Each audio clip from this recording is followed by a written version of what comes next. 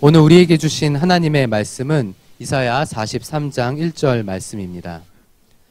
이사야 43장 1절의 말씀을 저와 여러분이 한 목소리로 읽도록 하겠습니다. 읽겠습니다. 그러나 이제 여호와께서 말씀하신다. 야곱아, 너를 창조하신 분이 말씀하신다. 이스라엘아, 너를 만드신 분이 말씀하신다. 내가 너를 건져 주었으니 두려워하지 마라. 내가 내 이름을 불렀으니 너는 내 것이다. 생각이 듭니다. 제가 기도하고 오늘 말씀 나누도록 하겠습니다. 살아계신 주님, 오늘 우리가 함께 말씀을 나누고 또 하나님의 은혜를 바라봅니다. 오늘 이 아침 우리 가운데 하나님의 은혜와 사랑을 부어주시고 하나님께서 주시는 힘과 능력으로 세임 얻게 하여 주시옵소서. 감사드리며 예수님의 이름으로 기도드렸습니다. 아멘. 여러분 축복합니다. 오늘 예배에 오신 여러분 환영합니다. 특별히 유튜브와 페이스북 그리고 CGN TV를 통해서 예배 드리시는 여러분도 주님의 이름으로 환영합니다. 매 주일 오전 10시에 대학로에 있는 동숭아트센터 2층으로 오시면 저희 폴트 공동체와 함께 예배할 수 있습니다. 옆 사람에게 이렇게 인사해 주시겠어요? 하나님은 당신을 사랑하십니다. 네, 가슴에 손을 얹고 스스로를 축복하고 은혜를 나누겠습니다. 하나님은 나를 사랑하십니다. 나는 그 사랑 안에 있습니다.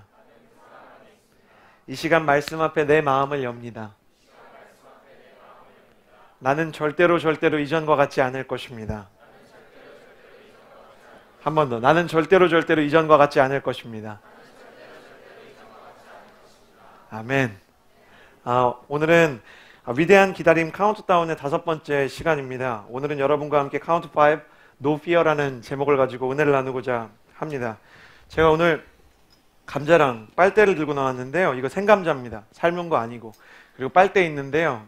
이거는 여러분이 커피숍 가면 어디서나 볼 수 있는 빨대입니다. 이 빨대로 감자를 뚫어 보겠습니다. 손가락으로 잘 안 뚫리는데요. 빨대로 감자를 뚫어 보겠습니다. 빨대로 감자 뚫는 법 혹시 아십니까? 모르셨죠? 빨대로 그냥 감자 뚫으려고 그러면 빨대가 망가집니다. 근데 빨대의 한쪽 면을 막고 감자를 뚫으면 뚫어집니다. 네, 감사합니다. 감사합니다. 와. 당연한 얘기지만 이 빨대는 쉽게 휘어지게 되어 있기 때문에 일반적으로 이걸 뚫을 수 없는데요. 여기에 그 한쪽 면을 막아서 공기를 꽉 채운 상태로 공기에 압력을 가하게 되면 빨대는 평소의 강도보다 훨씬 더 강한 새로운 무언가가 되는 것입니다. 제가 하고 싶은 이야기는 무엇인가 하냐면요. 무엇으로 만들어져 있느냐가 아니라 무엇이 차 있는가가 그 존재의 힘을 결정한다는 것입니다. 겉모양의 어떠함이 아니라 그 안에 무엇이 차 있는가, 그 안에 얼마나 많은 것들이, 얼마나 좋은 것들이 차 있는가가 그것의 강도를 결정한다는 것입니다. 알루미늄 캔도 속이 비어있으면 쉽게 우리가 구부릴 수 있지만 음료가 들어있으면 단단한 그 무엇이 되듯이 진짜 힘은 외부에 있는 것이 아니라 내부에 있는 것입니다. 우리의 외모나 밖으로 드러나는 조건이 아니라 우리 안에 어떤 것들이 들어있느냐가 우리의 인생의 능력을 결정하게 되는 것입니다. 반대로 우리 안에 잘못된 것들이 차 있으면 아무리 외모나 조건이나 내가 가진 스펙이 탁월해도 나는 강한 존재가 될 수 없는 것이죠. 여러분 888577이라는 단어가 있습니다. 8888-577. 야구를 좋아하는 사람들은 좀 아는데요. 이게 뭐냐면 부산의 롯데 자이언츠가 2000년에서 2007년까지 기록했던 성적표입니다.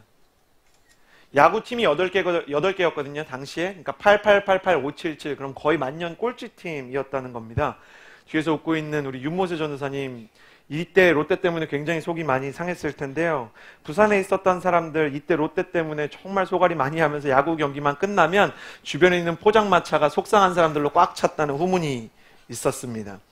그런데 그때 롯데자이언츠가 이제 팀의 분위기를 바꿔보고 싶다는 생각 때문에 큰 결단을 하는데요. 한국 최초로 외국인 감독을 선발한 것입니다. 그가 제리 로이스터라는 감독입니다. 이렇게 생겼어요. 흑인 감독이죠. 제론 케니스 로이스터인데 보통 부를 때 그냥 로이스터 감독이라고 부릅니다. 많은 사람들이 로이스터가 부임했을 때 롯데는 타격, 그러니까 타자들이 치는 거예요. 투수, 공을 던지는 사람, 그리고 수비, 세 가지가 전부 다 치명적인 문제가 있기 때문에 하나하나 고치려면 최소한 5년이 걸릴 거라고 얘기했습니다.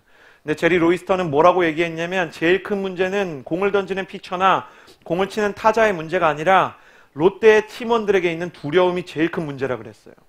두려움만 넘어설 수 있다면, 그 두려움을 용기로 바꿀 수 있다면 우리 팀은 승리할 수 있다라고 이야기합니다. 아무도 믿지 않았지만 그는 덕아웃, 그러니까 야구 선수들이 모여있는, 타자들이 타석에 들어서기 전에 모여있는 거기에다가 칠판이 있는데 거기에 정말 큰 글씨로 이렇게 썼어요. No fear. 더 이상 두려움은 없다. 롯데는 이제 두려움과 싸우는 팀이 될 것이다. 그런데 거짓말처럼 4위까지만 진출할 수 있는 가을 야구, 그 토너먼트에 롯데가 그에 진출하게 되고요. 로이스터를 통해서 똑같은 선수였음에도 불구하고 정말 달라진 것 같은 선수들, 아무리 팀이 뒤지고 있어도 승부근성을 가지고 수많은 역전을 만들어내는 위대한 팀으로 탈바꿈이 됩니다. 로이스터는 뭐라고 얘기했냐면 삼진을 당해도 좋으니까 스윙을 할 거면 제대로 크게 해라. 그리고 삼진을 당했든 아웃을 당했든 절대로 고개를 숙이고 들어오지 마라. 이런 단순한 것들을 바꾸기 시작했고요. 홈런을 쳤으면 덕아웃에 들어올 때 크게, 우리 팀 덕아웃에 들어왔을 때 크게 포효하고 잘한 선수에 대해서는 아낌없이 격려하라는 문화를 바꾸기 시작합니다. 그리고 지금도 잊혀지지 않는 롯데 최고의 감독으로 기억되고 있죠. 그는 크리스천으로서 내면에 있는 두려움을 넘어서는 것이 인생의 강력한 능력을 불러온다는 것을 제대로 알고 있었던 사람입니다. 저는 오늘 여러분과 함께 우리의 마음의 공백을 자꾸만 만들려고 하는 세상과 사단의 두려움의 거짓말에 대해서 나누고 그 두려움과 거짓말을 넘어설 수 있는 방법 3가지를 나누고자 합니다. 그래서 오늘 3가지 세상의 거짓말과 3가지 하나님의 메시지를 나누게 될 텐데요. 하나하나 나눌 때마다 여러분 마음속에 있는 두려움이 극복되는 역사가 있게 되기를 주님의 이름으로 축복합니다. 옆 사람에게 인사해 주시겠어요? No fear. 조금 더 크게 No fear. 두려워하지 말라는 뜻입니다. 첫 번째, 세상에서 우리를 넘어뜨리려고 하는 거짓말에 대해서 나누고 싶은데요. 그것이 무엇인가 하냐면 운명은 바꿀 수 없다는 것입니다. 운명을 바꿀 수 없다. 과거에는 관상이나 점수를 통해서 사람에게 운명론을 주입하려던 세상은 문명화가 되고 나서는 이제 심리학을 통해서, 경제학을 통해서 사람의 운명을 바꿀 수 없다고 얘기합니다. 심리학은 알코올 중독자 아버지 밑에서 태어나면 알코올 중독자가 될 수밖에 없다고 이야기합니다. 가정폭력에 시달렸던 사람은 아버지가 되면 가정폭력을 휘두를 수밖에 없다고 얘기합니다. 이혼한 가정에서 태어난 사람은 뭔가 내면에 문제가 있을 수밖에 없다고 얘기합니다. 그래서 21세기가 되고 나서 사람들에게 유행하는 말이 몇 개 생겼는데요. 나 원래 이래. 어쩔 수 없어. 이런 말이 전 세계 역사상 가장 많은 빈도로 쓰이는 시기가 바로 오늘날의 시대입니다. 오늘날의 시대가 고도로 문명화됐음에도 불구하고 영화 관상은 900만의 관객을 동원하면서 역대 한국 영화 관람 순위 15위에 랭크됐고요. 여러분, 한국 역술 시장이 한 해 평균 얼만큼의 돈이 돌아다니는지 아십니까? 한국 역술 시장에 한 해 평균 들어가는 돈이요, 무려 3조입니다. 3조. 여러분, 딸기잼이나 초코잼 같은 거 있죠. 누텔라든 뭐든 잼 시장 다 합쳐도 한 해 1조 안 됩니다. 오뚜기에서 그렇게 잼을 많이 팔아도, 딸기잼 그렇게 많이 팔아도, 버터 그렇게 많이 팔아도 900억밖에 되지 않는데 역술 시장은 3조입니다. 고도로 문명화된 사회에서 사람들은 자기에게 아직도 운명이 있다는 생각을 가지고 있고 그 운명을 벗어날 수 없다고 이야기합니다. 경제적으로도 금수저를 물고 태어나야 성공할 수 있다고 이야기하는 수많은 분석들은 우리의 마음을 어렵게 합니다. 그런 전망들과 실제 내 인생의 어려움들이 부딪히게 되면 나의 실패에는 무언가 외부적인 혹은 과거의 어떤 사슬과 같은 문제들이 있고 나는 거기서 벗어날 수 없다는 거짓말이 내 마음을 점령하게 되는 것입니다. 그런데 성경은 그렇게 얘기하지 않습니다. 여러분에게 20대에 꼭 이야기하고 싶은 이야기가 있다면 그게 뭐냐면, 사람들이 이야기하는 것과 성경이 이야기하는 것이 충돌하면 용감하게 성경의 이야기를 진리로 받아들이라는 것입니다. 옆 사람에게 인사해 주시겠어요? 성경을 믿으십시오. 성경에 있는 사람들의 생애는, 성경에 있는 사람들의 가정은 대부분 불우했습니다. 예를 들어 창세기에 나오는 대부분의 가정들은 다 비정상입니다. 창세기에는 국가의 이야기가 나오지 않습니다. 창세기에는 왕들의 이야기가 많이 나오지 않습니다. 사실 창세기라고 이름이 지어져 있긴 하지만 천지창조의 이야기는 한 3장쯤 되면 다 끝납니다. 나머지는 대부분 가족에 대한 이야기인데요. 정상적인 가정이 없습니다. 아브라함의 가정은 불임의 문제를 겪고 있었고, 아브라함의 자녀 이삭의 마음은 너무 유약해서 사업을 하는 곳마다 분쟁에 휩싸였고, 야곱은 형과 싸웠고 야곱에게는 여러 여자들이 있었고 그래서 형들끼리 질투하다가 동생을 팔아버리는 완전 막장 스토리의 이야기가 창세기에 깔려 있습니다. 성경에서 온전한 가정에서 자란 사람이 없음에도 불구하고 그들을 통해서 하나님은 위대한 일을 이루시곤 했습니다. 성경에서 가장 자존감이 무너질 만한 사람, 가정에서 가장 사랑받지 못했던 사람 누군지 아십니까? 아버지와 어머니에게 제대로 된 사랑을 받지 못하고 불우한 유년기를 지냈던 사람, 여러분이 잘 알고 있는 다윗입니다. 여러분, 사무엘상 16장 11절의 말씀을 보면 이런 이야기가 있는데요.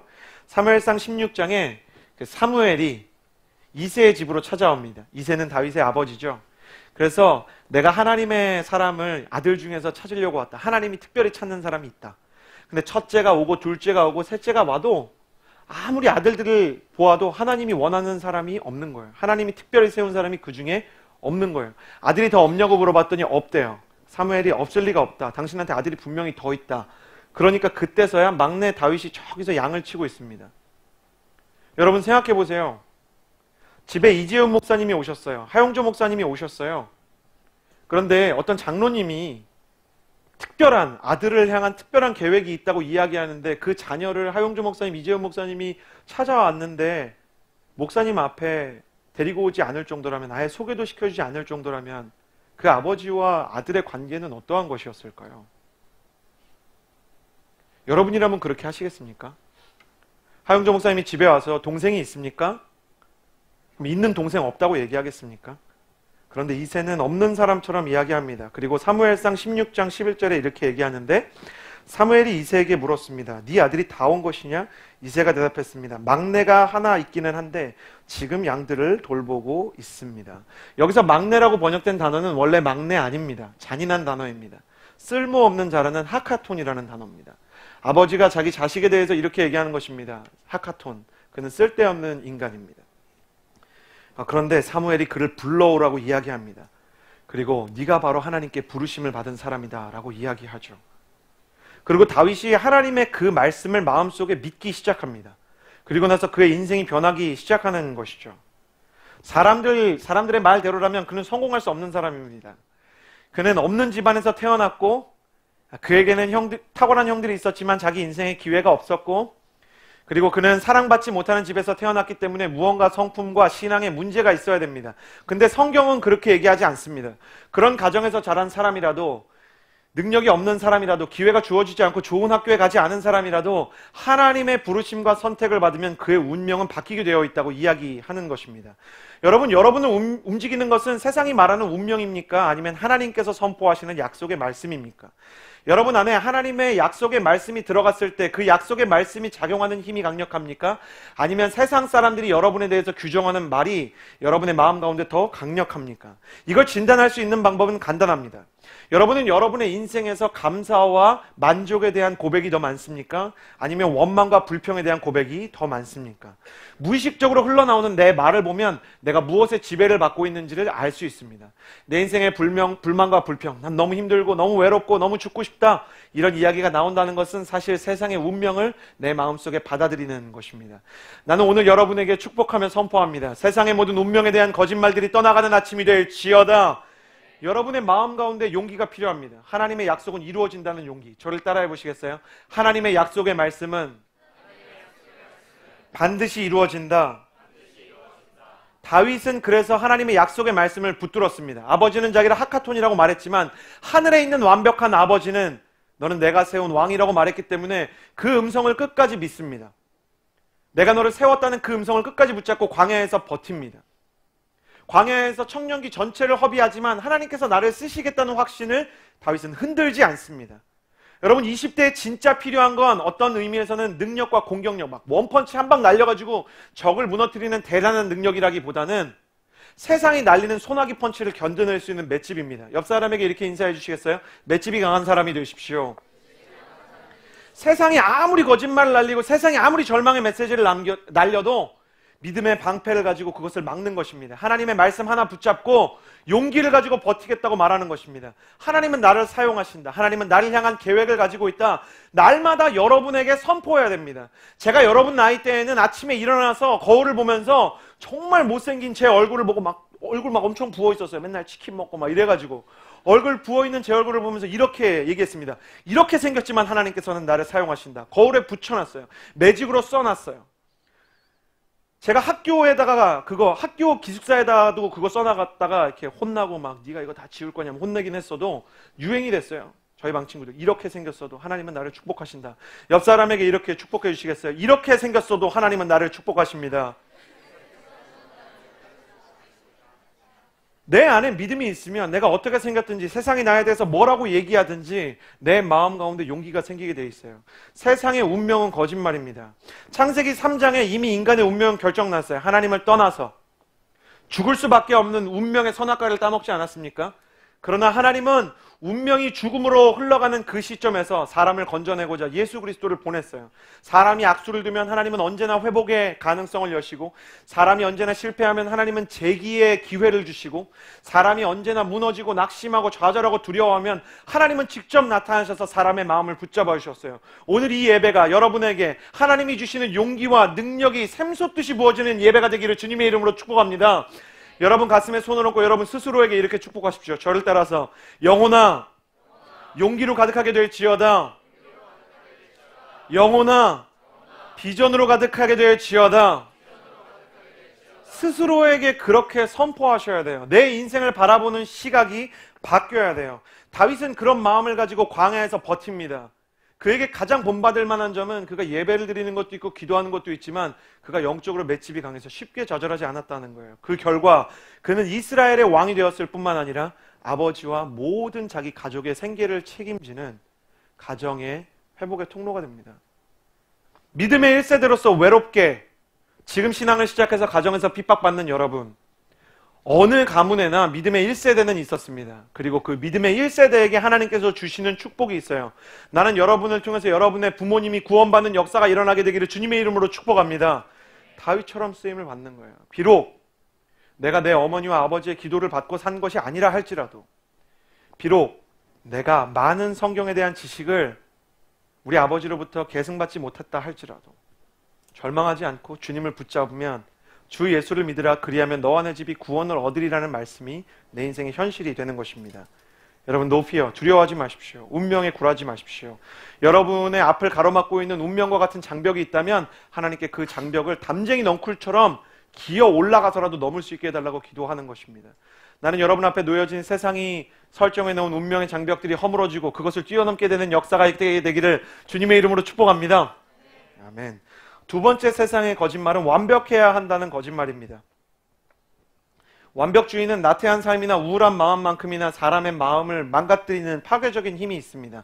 노래를 좀 못하는 것도 걱정, 컴퓨터를 좀 못하는 것도 걱정, 영어를 잘하지 못하면 그것도 걱정, 키가 크지 못하면 그것도 걱정, 그리고 살이 빠지지 않으면 그것도 걱정.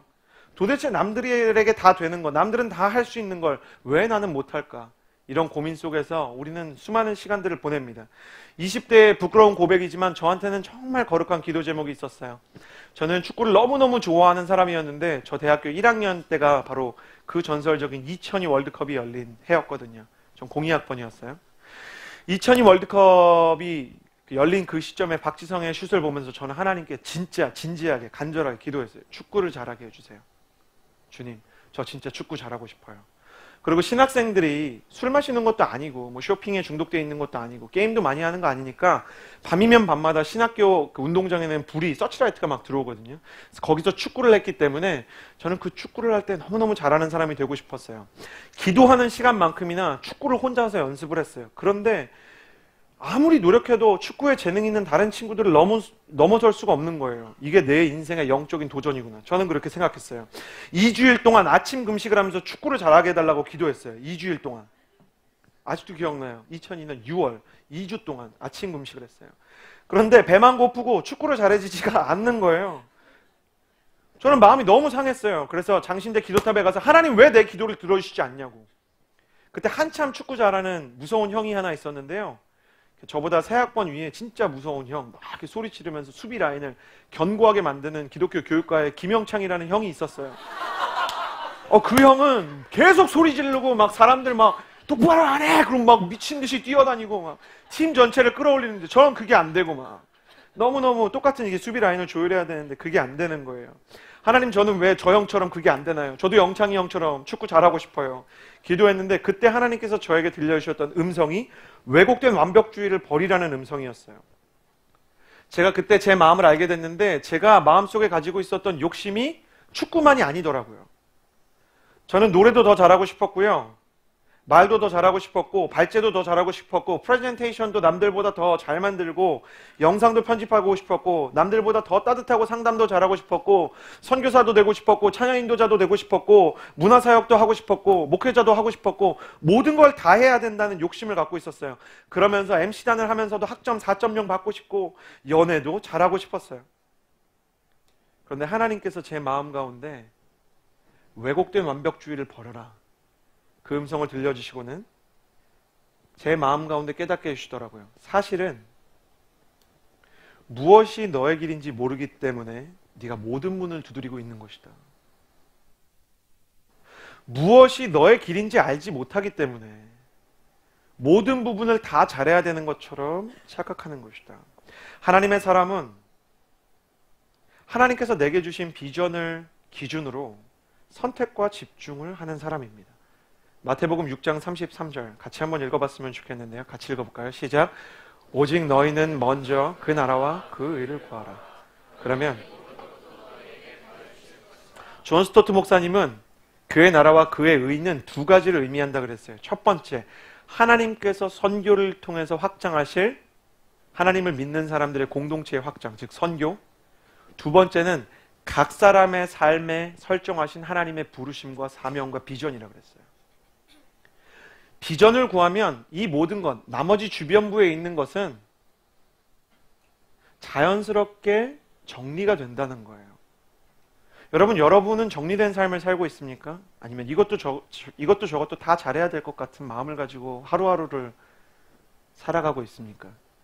20대의 저처럼 축구를 정말 잘하고 싶은데 잘하지 못하는 게 속이 상하고, 노래 때문에 혹은 내가 바라보는 몇몇 가지 어떤 것들 때문에 내 인생이 완전히 망가진 것 같은 자책감에 쓰러지고 있는 것은 아닙니까? 하나님께서 내게 주시는 비전을 알면 필요 없는 것에 대한 집착이 사라집니다. 내가 정말 원하던 것들이 내게 필요 없는 것일 수도 있겠다는 생각으로 바뀌게 됩니다. 나는 여러분이 예배를 드리고 기도를 하면 무엇이 정말 필요하고 무엇이 필요 없는지를 깨달을 수 있게 되기를 바라요. 여러분에게 정말 간절한 것과 여러분에게 필요할 수도 필요하지 않을 수도 있는 것들이 구별되게 되기를 바라요. 하나님께서 내게 주신 의, 내게 주신 길, 그것을 깨닫게 해달라고 치열하게 기도하세요. 그 안에서 나머지 것들이 정리되기 시작할 것입니다. 무엇이 하나님께서 내게 원하시는 길인지에 대한 정리가 일어나고 비전이 생겨도 나는 여전히 완벽한 사람이 아닐 것입니다. 그러면 어떻게 하나님의 일을 완전하게 만들어갈 수 있을까요? 나는 완전하지 않은데, 나는 못하는 게 많은데요. 하나님은 완전한 사람이 아니라 완전한 팀을 만들기를 원하세요. 하나님은 위대한 한 사람이 아니라 위대한 공동체를 찾으세요. 하나님께서 지체를 만드셨어요. 지체를 만드셨다는 것은 몸의 각 파트를 얘기합니다. 어떤 사람은 손의 역할을 하고 어떤 사람은 발의 역할을 해요. 완벽주의는 어떤 건지 아십니까? 내가 손 같은 사람인데 손으로 걸으려고 하는 것입니다. 내가 발 같은 사람인데 발로 밥을 먹으려고 하는 것입니다. 손한테 발의 역할이 필요할 때는 손이 발의 역할을 하는 게 아니라 발의 역할을 하는 사람과 친해져야 되는 겁니다.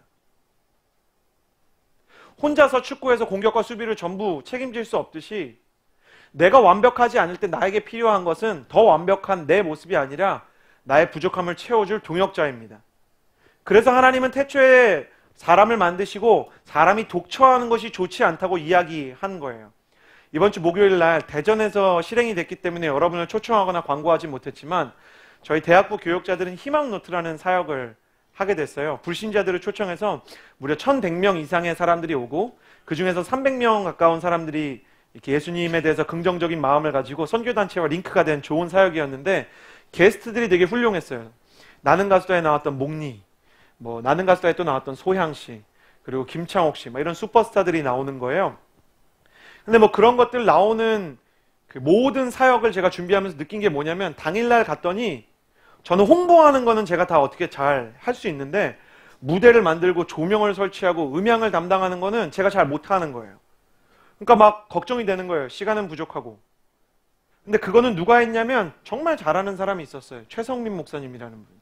하늘 공동체를 담당하는 최성민 목사님은 목리의 김신희 씨와 그 밴드에 있는 세션들이랑 한때 같이 음반을 내기도 했던, 놀랍지만 너무 놀라워요. 노래를 잘 못하시는데요. 어쨌든 음반 활동을 했어요. 근데 그분이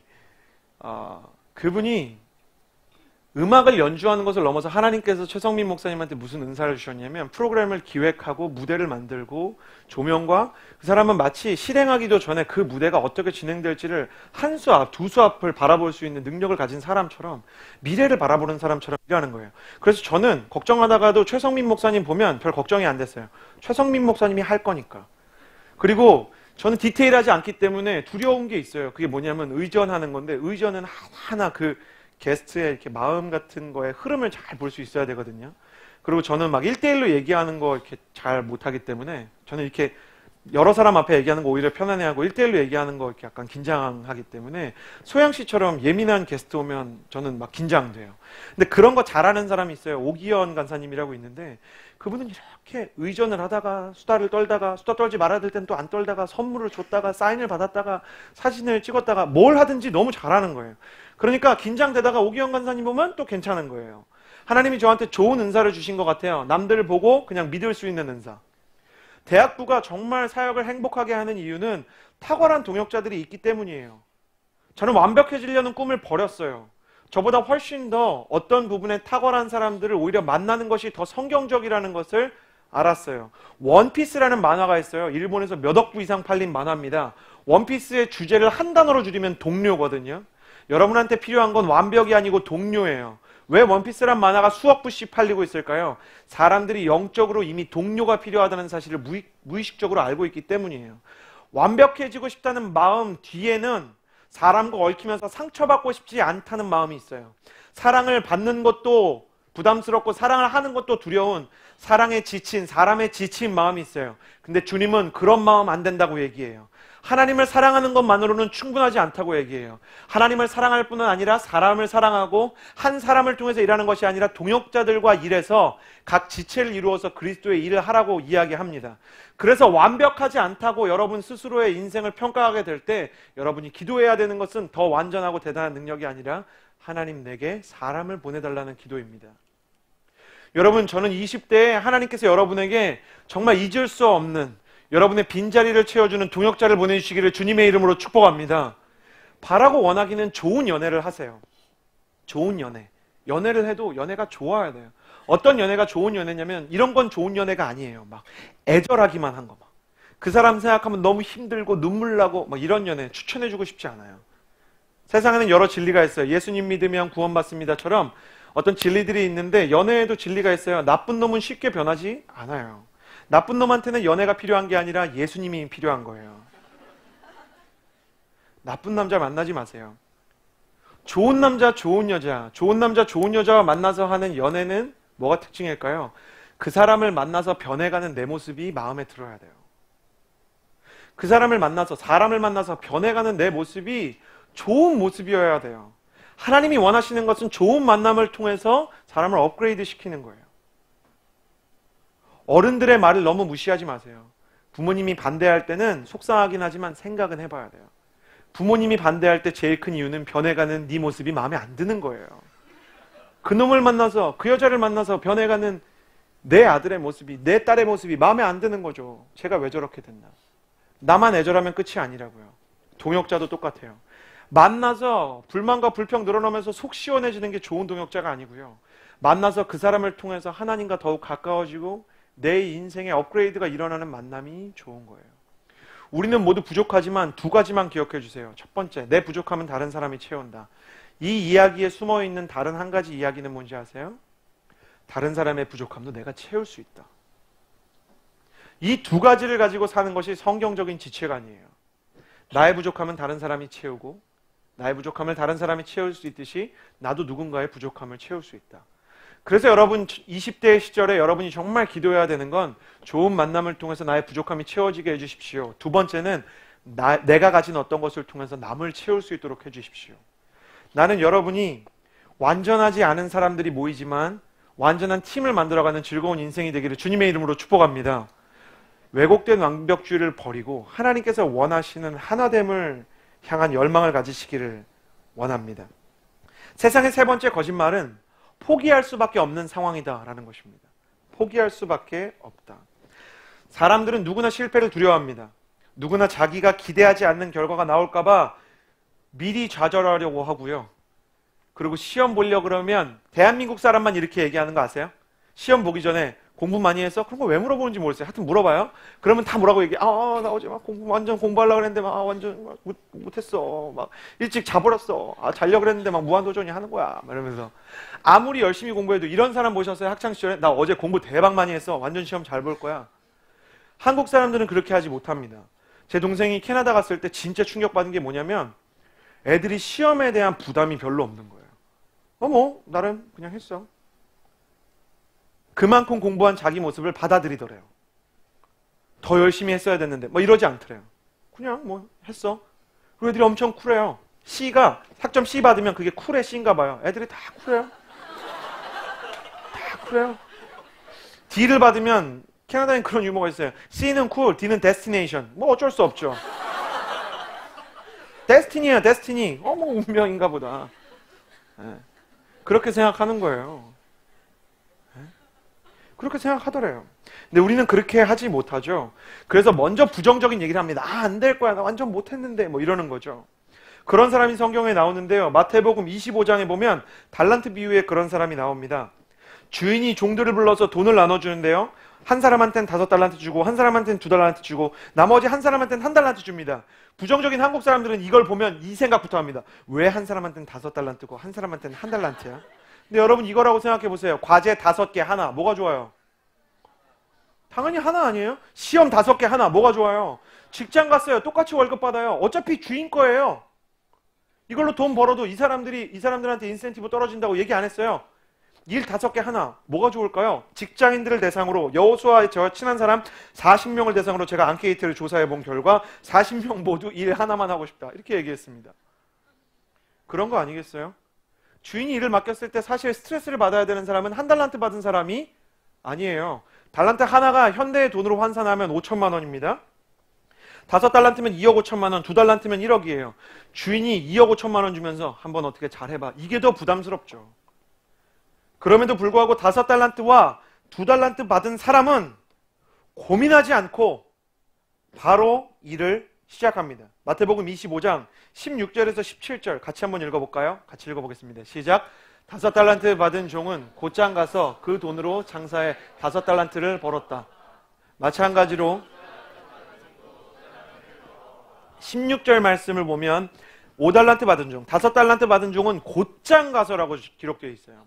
망설이지 않아요. 실패의 가능성보다는 주인이 나에게 맡겼으면 이유가 있겠다는 생각을 가지고 달려가기 시작해요.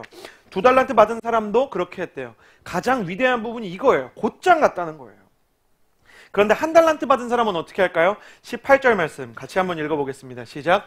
그러나 1달란트 받은 종은 미친 사람이죠. 5천만 원을 땅을 파가지고 거기다 숨겨놓은 거예요. 땅을 파서 고민하다가 고민한 거죠. 큰 돈을 받았는데 내가 이걸 잘못 관리하면 어떡하나, 내가 이걸 갖고 투자하다가 망하면 어떡하나 고민하다가 5천만 원을 땅에 묻어두기로 생각합니다. 주인이 와서 화가 나서 이 종에게 뭐라고 이야기를 하는가, 우리 24절에서 29절까지의 말씀을 한번 같이 보았으면 좋겠는데요. 먼저 24절에서 25절 이 종의 고백부터 한번 볼까요? 24, 25절 같이 읽겠습니다. 시작. 그때 1달란트 받은 종이 와서 말했다. 주님, 저는 주인님이 굳은 분이라 심지 않은 데서 씨 뿌리지 않은 곳에서도 곡식을 모으시는 것을 압니다. 그래서 저는 두려운 나머지 나가서 주인님의 돈을 땅에 보십시오. 여기 이 사람이 계속 고민하는데요. 이 사람이 이런 어리석은 결정을 했던 가장 큰 이유는 주인에 대한 오해가 있었기 때문입니다. 여기서 주인은 하나님이고 종들은 인간을 의미하는데요. 하나님께서 인간에게 기회를 주고 시간을 주고 인간에게 재능을 주었는데 이걸 가지고는 아무것도 할 수 없다고 스스로 판단하고 주인이 나를 괴롭게 하고 어렵게 하려고 이 모든 것을 줬다고 이야기합니다. 우리의 모습과 비슷하지 않습니까? 내 인생은 어차피 안 된다. 도전해봤자 또 무너질 것이다. 실패에 대한 두려움, 좌절에 대한 염려 때문에 아무것도 하지 못하고 땅바닥에 묻어둔 것. 근데 주님이 뭐라고 말씀하시냐면, 야, 너 정말 마음 힘들었구나. 그래, 얼마나 두려웠니? 이렇게 얘기하지 않고 이 악하고 게으른 종아 그러면서 막 혼을 내십니다. 여기서 우리는 굉장히 중요한 사실을 배우게 됩니다. 우리가 주저하는 것이, 우리가 망설이는 것이, 쉽게 포기를 결정하는 것이 하나님 보시기에는 악하고 게으르다는 것입니다. 우리가 부정적인 마음을 가지고 내 인생의 미래에 대해서 염려하는 것이 하나님이 보시기에는 대단히 악한 것이라는 것입니다.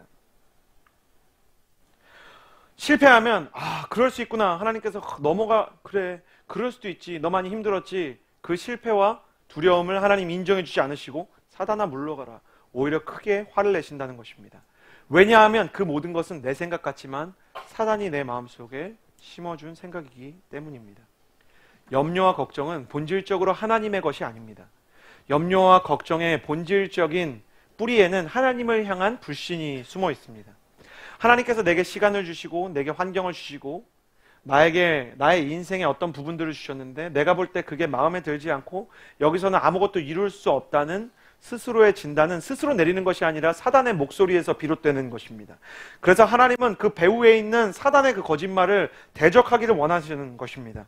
실패를 묵상하는 것을 악하다고 하시는 그 하나님의 마음 가운데는 실패를 묵상하고 두려워하고 염려하는 것이 사단에게서 난 것이라고 이야기하는 하나님의 음성이 있는 것입니다. 여러분, 포기의 특징을 아십니까? 포기는 포기하면 할수록 습관이 됩니다. 이거를 전문 용어로 중도 포기자 증후군이라고 불러요. 중도 포기자 증후군. 한 번 포기하면 다음엔 이겨낼 수 있는 일을 만나도 또 포기하려고 합니다. 실패해서 일어나지 못했던 경험이 있으면 다음에 또 어려움이 찾아오면 금세 도망갈 구실부터 찾습니다. 중도 포기자 증후군을 겪는 사람들의 특징 중에 하나는 뭐냐면 어떤 조그만 도전이 찾아오면 이건 안 될 거야 라는 이야기부터 나온다는 것입니다. 어떤 계획을 하든 사역을 하든 내 인생에 하나님께서 어떤 사람을 만나게 해주시든 부정적인 것부터 떠오르게 되는 것, 중도 포기자 증후군이라는 것입니다. 시작하기도 전에 실패를 두려워하지 마십시오. 아직 절망할 때가 아닙니다. 왜냐? 주님께서 이렇게 말씀하셨습니다. 처음에 읽었던 이사야 43장 1절 다시 한번 읽어봤으면 좋겠는데요. 같이 읽겠습니다. 시작. 야곱아, 너를 창조하신 여호와께서 지금 여기까지 하나님께서 우리를 창조하셨다고 얘기합니다. 하나님께서 우리를 만드셨을 때 그 안에 하나님의 계획이 들어있습니다. 하나님은 쓸데없는 것을 만들지 않습니다. 여러분, 아티스트가 쓸데없는 거 만드는 거 보셨습니까? 스티브 잡스가 쓸데없는 거 만드는 거 보셨어요? 하물며 하나님이 쓸데없는 것을 만드시겠습니까? 계속 말씀을 한번 읽어보았으면 좋겠습니다. 야곱아, 너를 창조하신 여호와께서 지금 말씀하시니라. 이사야 43장 1절. 네, 이스라엘아부터 시작. 이스라엘아, 너를 만드신 분이 말씀하셨습니다. 내가 너를 건져주었으니 두려워하지 마라. 내가 내 이름을 불렀으니 너는 내 것이다. 내가 너를 건져주었고 그 모든 염려와 걱정에서 너를 건져줄 것이고 내가 너를 지명하여 불렀으니 뭐라고 얘기하냐면 너는 내 것이다. 너는 내 것이다. 교역자 중에 과거에 김태용 목사님이라는 분이 계셨어요. 김태용 목사님한테는 보통 사람한테 없는 특징이 있었는데요. 태어나서 한 번도 목도리나 우산을 잃어버린 적이 없대요. 전 그게 너무 신기해요. 목도리랑 우산을 한 번도 잃어버린 적이 없대요. 클리어 파일 하나도 잃어버린 적이 없대요. 그래서 목사님 어떻게 그렇게 살 수 있어요? 그러니까 목사님이 당연한 듯이 이렇게 얘기했어요. 내 건 소중하니까 이렇게 얘기하셨습니다. 네.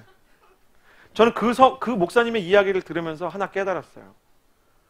하나님께서 만든 어떤 사람들은 하나님의 성품을 갖고 있거든요. 그분이 자기에게 맡겨진 거는 하나도 놓치지 않는 성향이 있어요. 일도 그렇게 하시고요. 사람도 그렇게 하는 분이셨어요. 하나님은 내 걸 절대 포기하려고 하지 않으시는 분이세요. 내가 널 지명하여 불렀노니 너는 내 것이다. 그러면 하나님한테는 포기가 없는 거예요. 우산을 잃어버리지 않는 목회자처럼 머플러를 잃어버리지 않는 사람처럼 하나님은 잃어버리지 않겠다고 선언하는 것이에요. 너는 두려워하지 말라.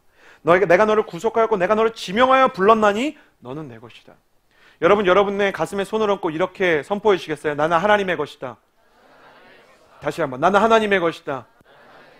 여러분, 믿음을 가지고 계속 선포해 보시겠어요? 저를 따라 하십시오. 하나님은 나를 잃고 싶어 하지 않으신다. 하나님은 내 인생을 포기하게 하고 싶어 하지 않으신다. 하나님은 내 인생을 포기하게 하고 싶어 하지 않으신다.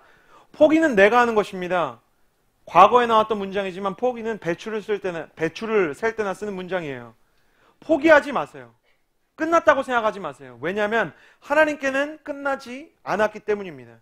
제리 로이스터가 롯데 선수들을 격려할 때, 롯데 선수들을 훈련시킬 때 그가 가장 먼저 훈련시켰던 것은 삼진을 당해도 큰 스윙을 하는 것이었지만 동시에 가장 중요하게 생각했던 게 뭔지 아세요? 야구라는 게 그렇거든요. 막 10대 0, 심지어 20대 0. 제가 좋아하는 두산 얼마 전에 25대 6으로 졌어요. 25대 6. 야구사의 길이 남을 사람들이 6.25 사변이라고 놀려요. 야구라는 게 그럴 수 있거든요. 근데 로이스터가 뭐라 그랬는지 아세요? 다 넘어간 경기더라도 야구라는 건 한 팀이랑 3번씩 싸우니까 다음 날 두려워하도록 포기하지 않는 정신을 보여주라고. 삼진 당해도 좋다고 20점 차로 지고 있어도 좋은데 절대 겁먹은 모습은 보이지 마라. 그럼 거짓말처럼 그 다음날 이기고 역전을 하더라고요. 네. 크리스천의 위대함은 넘어지지 않는 데서 오는 게 아니라고 전에 말씀드렸죠. 크리스천의 위대함은 넘어지지 않는 것이 아니라 넘어져도 다시 일어날 수 있는 용기가 있기 때문에 크리스천은 위대한 사람인 것입니다. 처음에 믿음의 영웅처럼 이야기했던 다윗도 자기의 성욕을 다스리지 못해서 인생에서 끔찍한 실수를 했지만 다윗이 위대한 것은 그때 자살을 택하거나 그의 인생을 포기하지 않고 하나님 앞으로 다시 갔다는 것입니다. 설교를 시작할 때 저는 사람의 안에 무엇이 들어있는지가 그 사람을 결정한다고, 힘은 외부에 있는 것이 아니라 내부에 있는 것이라고 말했습니다. 물병의 본질은 병에 있는 것이 아니라 물에 있는 것이죠.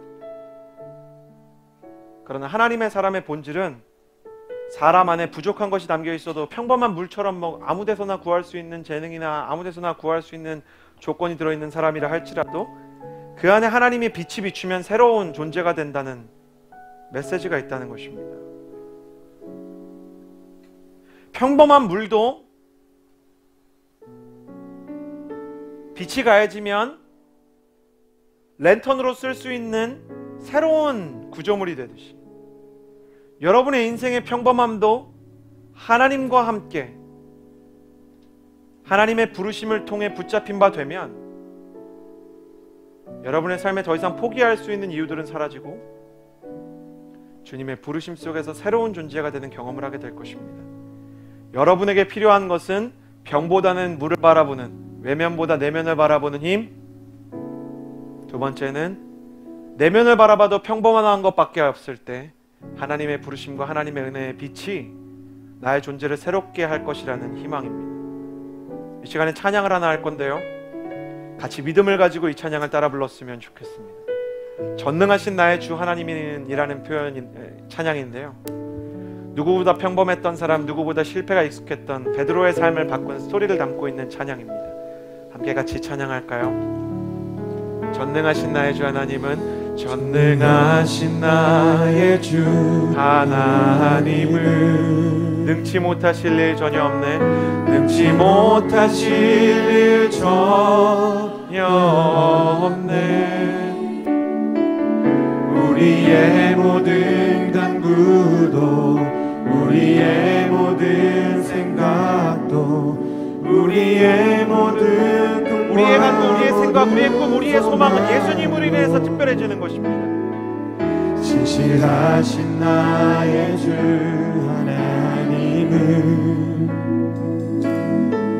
우리의 모든 대로, 우리의 인생의 고난이나 상처는 결과가 아니라 하나의 과정으로 바뀌게 될 것입니다.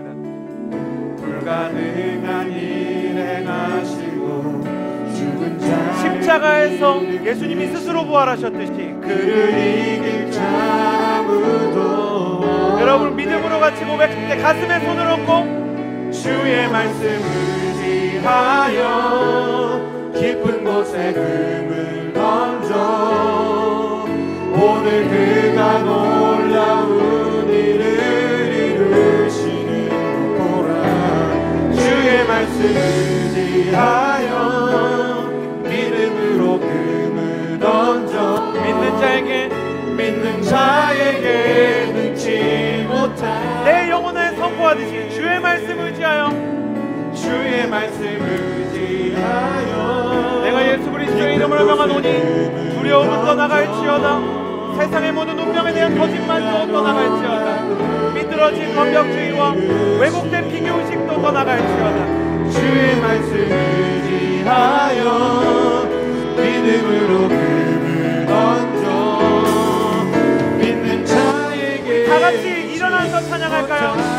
주의 말씀 의지하여 함께 일어나서 주의 말씀 의지하여 깊은 곳에 금을 던져 오늘 그가 놀라운 일을 이루시는 보라. 주의 말씀 의지하여 믿음으로 금을 던져 믿는 자에게 능치 못하네. 이 시간 우리 기도하며 나아갈 때 세상의 두려움을 넘어서는 하나님의 용기를 부어주시고 하나님의 성령과 하나님의 비전으로 나의 길을 깨닫고 두려움을 정복하는 하나님의 사람 되게 하여 주시옵소서. 두 손을 하늘로 향하여 들고 세상의 두려움을 대적하며 주여 한번 외치고 기도합니다. 살아계신 주님, 시간이 지나갈수록 내 인생에 대한 기대감은 사라지고 20대에게 있어야 될 열정이나 패기는 자취를 감출 만큼 불이 꺼진 모닥불처럼 식어있고 연기만 나는 것 같을 때에 하나님께서 성령의 불로 내 가슴이 다시 타오르게 하시고 하나님의 비전으로 내 심장이 다시 뛰게 하여 주시옵소서. 하나님, 상처를 묵상하는 것이 아니라 아직도 남아 계신, 아직도 내 옆에 계시는 주님 바라볼 수 있게 하여 주시고 나의 시선을 내게로부터 눈들어 주를 보게 하셔서 하늘의 일이 이루어지는 것을 보게 하여 주시옵소서. 광야에서 청년의 시절을 소비했던 다윗처럼, 때로는 감옥에서 절망을 묵상할 수밖에 없었던 요셉처럼, 때로는 포로로서 미래의 불확실성과 싸웠던 다니엘처럼 절망과 낙심과 좌절의 순간에도 하나님을 바라볼 수 있는 소망과 믿음과 기대감이 있게 하여 주시옵소서. 내가 예수 그리스도의 이름을 명하노니 모든 두려움은 떠나갈지어다. 내가 예수 그리스도의 이름을 명하노니 모든 운명에 대한 거짓말도 떠나갈지어다. 비뚤어진 완벽주의, 잘못된 비교의식도 떠나갈지어다.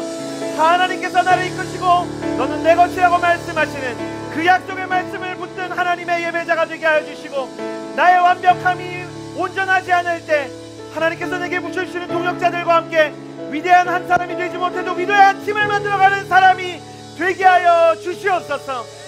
하나님이 내게 원하시는 그 비전의 자리에서 주를 바라보기를 원합니다. 이제는 우리 구주 예수 그리스도의 은혜와 하나님 아버지의 놀라우신 사랑하심과 성령의 교통하심이 이 자리에서 모든 두려움과 싸우며 주를 바라보기 원하는 모든 주의 자녀들 머리머리 위에 이제로부터 영원토록 함께하여 주시기를 간절히 축원하옵나이다. 아멘. 모든 영광은 주님께, 모든 존귀는 주님께, 주의 나라가 이곳에 우리 통하여서 이루어지라. 우리 통하여서 이루어지라.